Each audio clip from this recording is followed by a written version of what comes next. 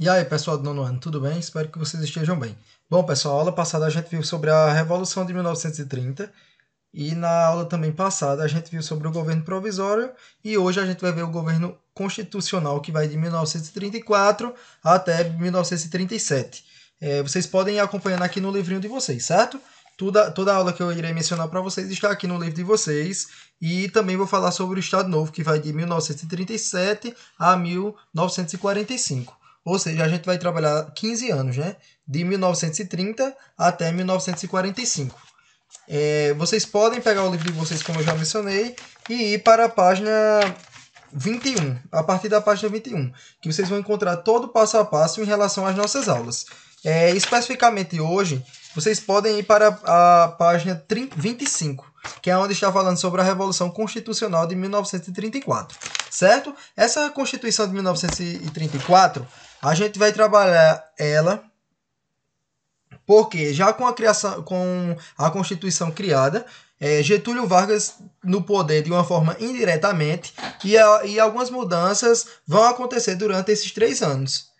Entretanto, essa Constituição, apesar de criada, de articulada, ela, porém, não foi colocada em prática em relação à questão das expansões, por conta das expansões tanto socialistas como também das questões do comunismo. Então, o Brasil passa por algumas transformações e a gente vai ver essas transformações. Até porque adentra duas lideranças no ponto administrativo do Brasil. E essas alianças serão. Essas lideranças elas serão alianças integralista brasileira e a Aliança Nacional Liberadora Comunista, que a gente vai ver essas duas sanções administrativas. Aqui no texto para vocês eu coloquei: embora derrotados, os paulistas conseguiram alcançar alguns objetivos, entre eles a Constituição que acabou sendo promulgada em junho de 1934, trazendo alguns avanços democráticos e sociais para o país. Vale a gente ressaltar que durante o governo provisório, São Paulo por estar num processo totalmente decadente, politicamente falando, porque aí entra a questão da política de café com leite, que a gente já estudou, e que São Paulo estava descontente com esse governo provisório, com esse governo de Getúlio Vargas. Então a gente observa que São Paulo foi para a praça pública tentar revigorar as suas forças para derrubar o governo provisório pedindo eleições. Aqui eu coloquei no segundo tópico: ampliou os direitos políticos da população, estabeleceu eleições diretas para todos os níveis. Pela primeira vez na história, o Brasil, as mulheres poderiam votar. Porque nós sabemos que durante a história totalitária do país, as mulheres não tinham direito ao voto. Então, a partir dessa Constituição, que foi composta de 1934, foi um dos feitos dessa Constituição, que apesar de muita coisa não ter sido colocado em vigor. A Constituição também retomou o princípio de liberdade e autonomia sindical existente no país antes de 1930. Adotavam-se algumas medidas nacionais. Bom, isso aqui é bem interessante a gente mencionar, porque mesmo tendo esses sindicatos, vale salientar que esses sindicatos estavam atrelados, que a gente vai ver posteriormente, ao governo. Então, se ele está atrelado ao governo, consequentemente, ele não vai puxar pelo trabalhador, que é a função dele, mas sim pelo governo, né? Pelo o governo, pela questão federativa. Foi a partir dessa Constituição, coloquei aqui para vocês também, que surgiu a Justiça do Trabalho, o salário mínimo, a proibição de trabalho infantil, a jornada de 8 horas diárias, férias remuneradas e descanso semanal. Ela trazia ainda um voto secreto e o sufrágio feminino, que já estava previsto no Código Eleitoral de 1934. Na aula passada eu já falei sobre isso, sobre o descanso remunerado, sobre a jornada de trabalho, sobre o voto feminino, porque era o código de 1934. E o que é que 32? E o que acontecia em 1932, professor? Estava no período do governo provisório. Então no governo provisório já se tinha tudo isso.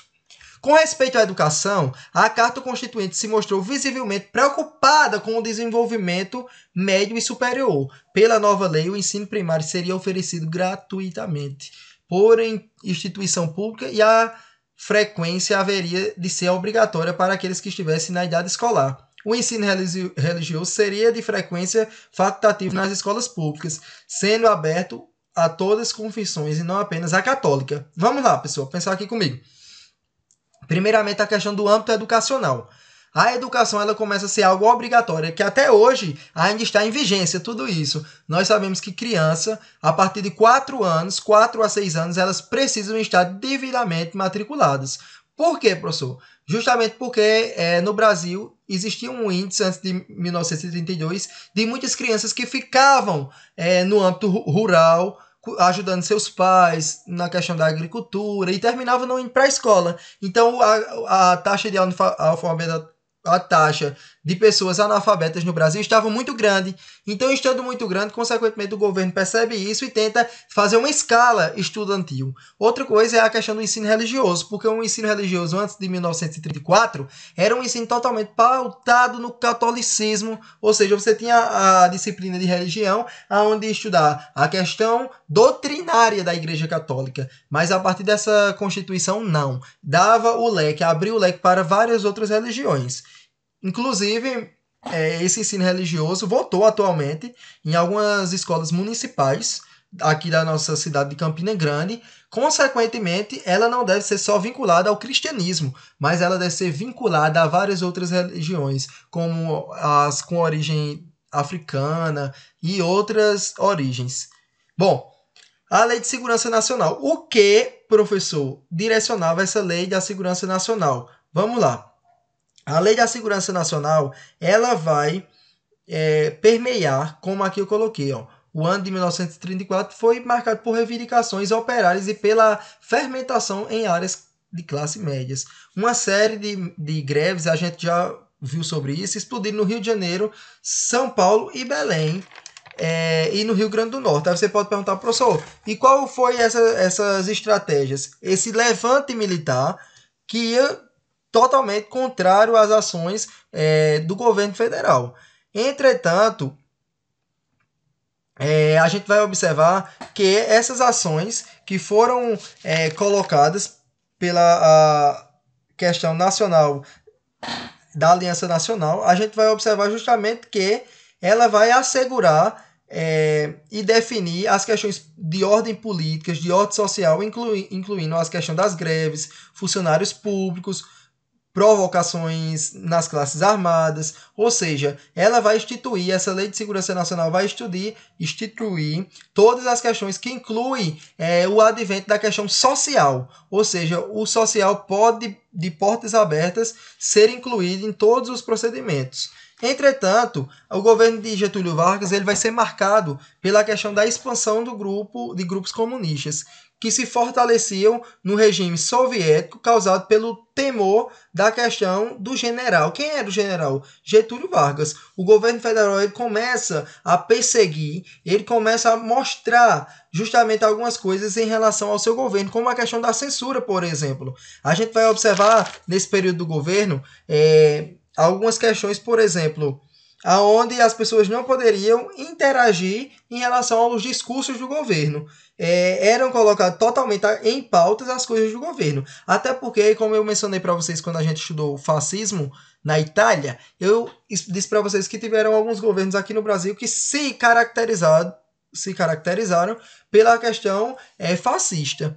E o governo de Getúlio Vargas tem algumas características desse fascismo. Então a gente começa a observar que todos os levantes militares que iam contra o governo de Vargas eram totalmente desnorteados. A questão, por exemplo, comunista, ela tinha como a relação comunista, ela tinha justamente o objetivo de expandir as suas ideias. Porém, será totalmente desvinculado todo esse processo por Getúlio Vargas. Entretanto, a gente precisa pensar que houve algo bem importante nesse governo, que é chamado de Plano Cohen. Professor, o que seria isso? Foi uma conspiração elaborada por militares brasileiros justamente para simular uma revolução comunista, judaica comunista. E essa revolução no Brasil ela vai ser uma quebra política para justamente dar continuidade à questão do poder. E essa tomada do poder de Getúlio Vargas, ela vai ser simbolizada posteriormente, nós iremos observar como a questão de governo novo. Aqui. E as eleições? E as novas eleições? Porque a gente viu nos vídeos anteriores que São Paulo reivindicava as novas eleições. Getúlio Vargas tinha entrado através de um golpe, consequentemente, estava no governo provisório e a população, principalmente de São Paulo, pedia essa questão das novas eleições. Aqui eu coloquei, aparentemente, Getúlio Vargas concordava com a questão da sucessão presidencial e concordava com todos os feitos de uma eleição. Entretanto, vamos pensar aqui, Vargas ele dizia que queria ao povo, mas debaixo dos panos, como se diz, ele articulava algumas questões justamente para desnortear essa questão das eleições. Ou seja, ele apoiava na frente da população, dizendo, eu apoio sim uma eleição, mas ele pegava um grupo que é chamado de integralista para justamente organizar e conspirar favorável a Getúlio Vargas. Então ele dizia o quê? Esse grupo gritava, fica Getúlio Vargas, pedia que Getúlio Vargas continuasse no poder. Então a gente vai observar que o mundo estava influenciado pelas ideias neofascistas, como a gente já estudou sobre isso. Era uma época marcada por fortes sentimentos nacionalistas, as pessoas estavam totalmente satisfeitas por estarem ali e centralizadas no poder central do Estado, que é isso que é uma das características do nazismo e do fascismo, pessoal, como a gente já viu. Os ventos nazistas se faziam sentir no Brasil através da ação integralista brasileira, organização fascista liderada por Plínio Salgado, cujas ideias conservadoras eram resumidas no lema Deus, Pátria e Família. Eita, olha, vamos lembrar lá. A gente viu que algumas relações, por exemplo, em Portugal, onde se espalhou a questão ideológica fascista, um dos lemas era esse, Deus, Pátria e Família. Bom, aqui vai ser a relação de 1935, onde havia no país um clima diferente. De um lado, acirrado em relação às disputas eleitorais, e de outro, a questão onde se multiplicava greves, investigações e também as investidas em relação à Aliança Nacional Liberadora contra o governo Vargas, que era totalmente contra esse governo de Vargas. E qual eram as instituições dessa Constituição, professor? Vamos lá, pensar aqui comigo. Essa aliança, como eu já falei para vocês, a Aliança Nacional Liberadora, ela vai ser, como eu já falei para vocês, encabeçada por Luiz Carlos Prestes, que vai tratar as ações sociais e democráticas do país, trazendo a questão anarquista e também as reformas agrárias, que era algo que assustava a população naquele momento. O movimento integralista ganhou destaque no Brasil com um crescente número de seguidores. O partido, influenciado pelo fascismo italiano, iniciou suas atividades durante o primeiro governo de Getúlio Vargas, combatendo os defensores de pensamento de esquerda, e assim nascendo a instituição do Estado Novo, que vai de 1937 a 1947, a 45, na verdade, 1937 a 1945. O Estado Novo ele teve início, como eu já falei para vocês, em 37, com um golpe liderado por Getúlio Vargas, com um golpe em relação ao Congresso Nacional, as Assembleias Legislativas e as câmaras municipais foram totalmente fechadas. Meu Deus! Vamos pensar aqui comigo, quando a gente estudou o fascismo, a gente viu justamente isso. Os governadores foram substituídos por interventores, nomeados por Vargas e imposto uma norma da Constituição. Aqui eu coloquei uma imagem justamente que vai mostrar um cartaz do Estado Novo, onde o Brasil está de pé, vigente e disposto e empenhado pela nova conquista do seu destino, colocado como imortal. Então a Constituição de 1937, que é chamada Constituição de Poloca. Professor, o que seria essa Constituição de Poloca?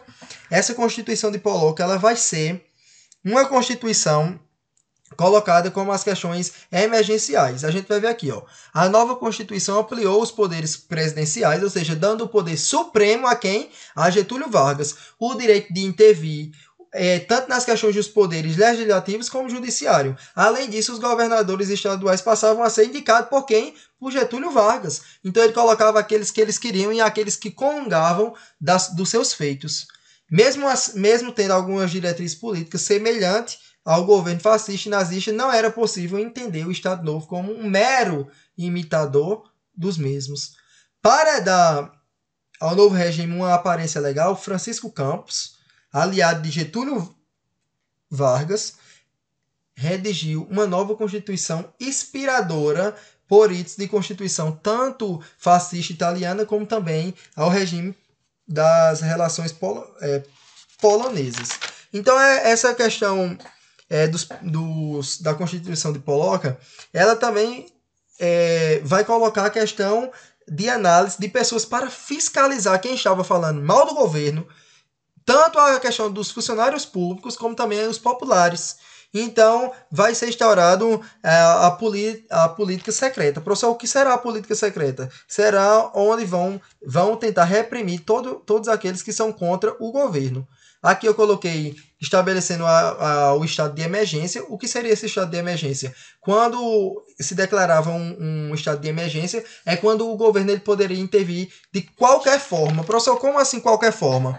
Ele poderia, de qualquer maneira, combater através de ações, nem que fosse perseguindo qualquer ação do governo que fosse manter a ordem para aquele local. Ou seja, tudo aquilo que fosse manter a ordem, consequentemente, era algo regido pela Constituição. Então, Getúlio Vargas criou em 1943 a CLT, que é a carteira de trabalho que nós temos até hoje, a qual proporcionava direitos trabalhistas diversos para os trabalhadores, tais como a criação da Justiça do Trabalho, a carteira de trabalho e a instituição do salário mínimo, descanso semanal. Isso aqui que a gente já falou, veio colocado por Getúlio Vargas na CLT, na carteira de trabalho. Então aqui eu coloquei algumas realizações e fatos do período. Vocês vão olhando aí que é a questão da censura, da comunicação. Todas as coisas deveriam ser totalmente colocado pelo governo e exaltando o governo, exaltando a questão da personalidade do governo, ou seja, a gente já vê uma outra característica aí do fascismo, né?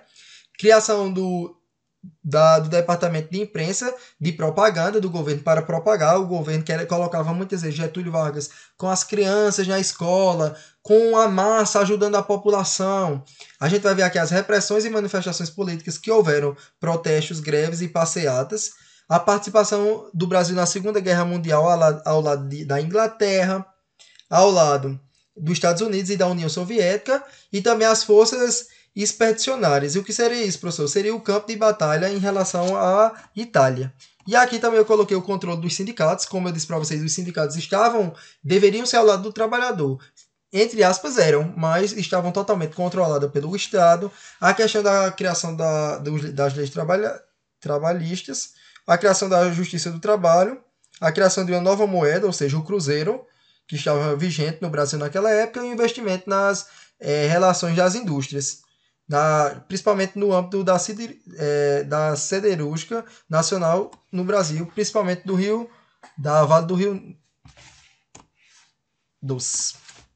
E também a gente vai ver que ao terminar a Segunda Guerra Mundial em 1945, os países fascistas vencidos, o povo passou a negar o governo ditatorial de Getúlio Vargas. Então, após a Segunda Guerra Mundial, um conjunto de intelectuais, artistas profissionais liberais, como eu coloquei aí, passava a exigir uma nova liberdade do país. Todos queriam o retorno da democracia. O povo clamava que Getúlio renunciasse ao poder e em 1945 o movimento militar chefiado pelo general tirou Getúlio Vargas do poder.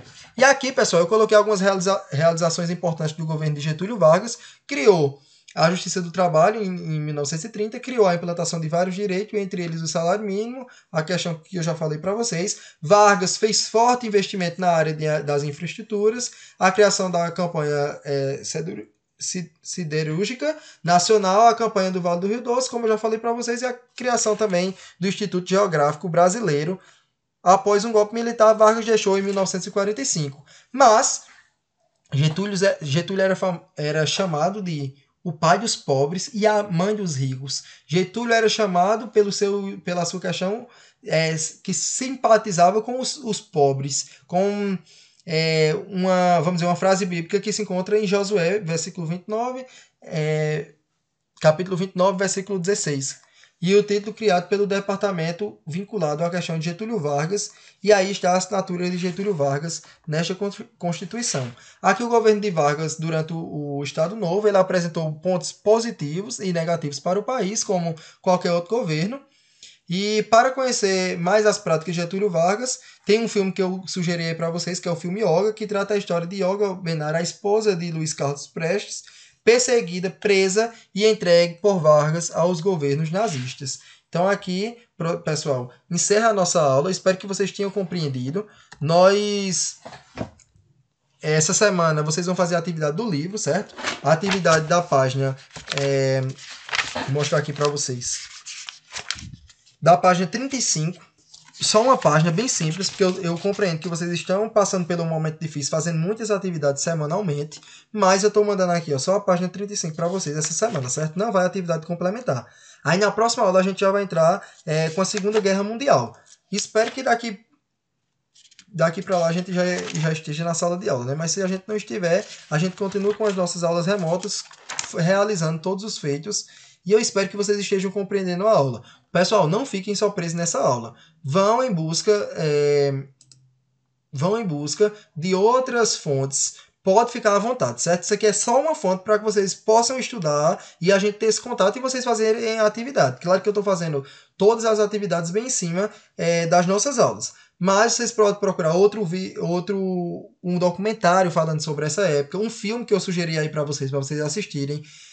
Pega algumas questões do Enem que falem sobre isso, coloquem, porque se a gente tivesse na sala de aula, era isso que eu ia fazer esse bimestre, a gente ia fazer algumas questões do Enem, debatendo e discutindo as questões, mas vocês vão fazendo aí, certo? Eu vou ver a possibilidade, posteriormente, de eu mandar algumas questõezinhas fechadas para vocês debaterem e, consequentemente, não usem o Braille, certo? Um abraço, um cheiro bem grande, um coração para vocês. Tô morrendo de saudade e espero encontrá-los em breve.